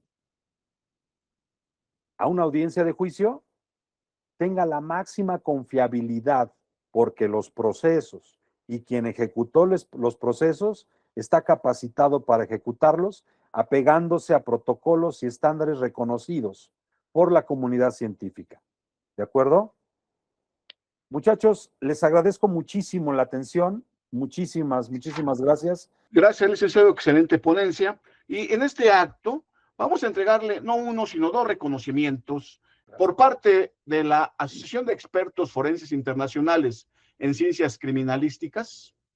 Otorgan el presente reconocimiento al licenciado Elías Jesús López Mendoza por haber participado como ponente internacional en la jornada forense, la cadena de custodia como instrumento de investigación científica en México, acontecida el 2 de mayo del 2026. La Universidad Hispana, a través del Instituto de Ciencias Jurídicas y Forenses, la Red Iberoamericana del Instituto de Ciencias Jurídicas y Forenses y la AIFIC, otorgan el reconocimiento al licenciado Elías Jesús López Mendoza por su participación como ponente en la conferencia internacional La cadena de custodia como instrumento de investigación científica en México. Pues en este acto le damos el uso de la voz para dar el cierre a la maestra Cristel Santos Román, directora académica de la Universidad Hispana, quien dará un mensaje. Adelante, maestra, por favor. Muy buenas tardes, excelente ponencia. En nombre de la Universidad Hispana, del Instituto de Ciencias Jurídicas y Forenses y de la Asociación de Expertos Internacionales en Ciencias Criminalísticas, AEFIC, agradecemos la brillante exposición del maestro Elías Jesús López Mendoza, a quien hacemos entrega, pues como ya bien lo mencionó el maestro José Luis, de la constancia de reconocimiento a su valiosa participación.